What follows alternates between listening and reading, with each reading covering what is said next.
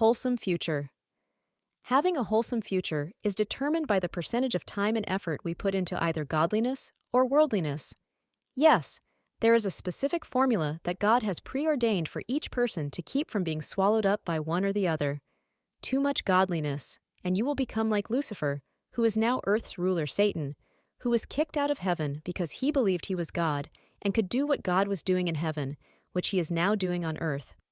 Since I touched on it, you now know that if the balance of worldliness is greater than your godliness, you have already given Satan, who was Lucifer in heaven, your soul to be the ruler over, and he will not release you as easily as he pulled you in.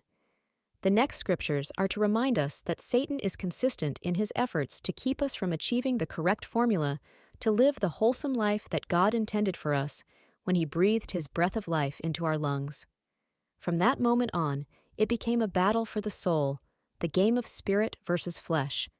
The Bible is clear on the mission of the enemy to kill, steal, and destroy our future, especially after we have tasted what the world has to offer. Christ and Lucifer were both spirits in heaven, and both turned into flesh on earth.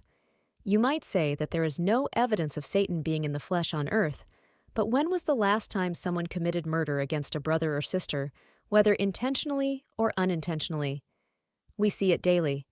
Robbery, murder, slander, suicide, murder-suicide, and the like, all acts being committed by those who have given full control to the ruler of this world, Satan.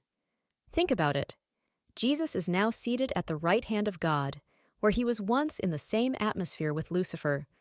Jesus was sent to earth for a specific purpose, and he fulfilled his purpose on Calvary, then returned to the Father to intercede for us, the true children of God, see Romans 8:34.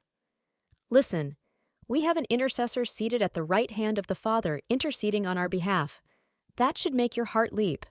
This means that Satan is a defeated foe.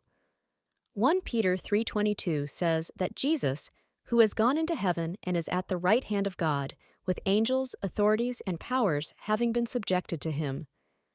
This is the reason Satan is not so easily accepting or rejecting the things of the world, because he was once in the running to be seated at the right hand of God.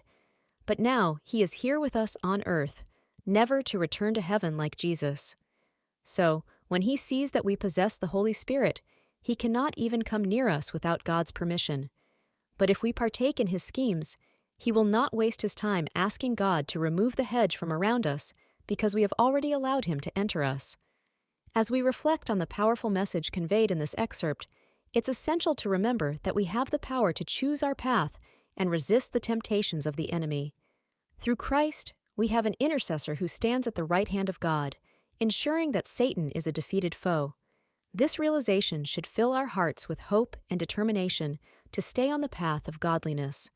If you've been touched by these words and wish to delve deeper into the wisdom and insights offered by the author, I encourage you to explore the full chapter and the entire book, available on Amazon.com.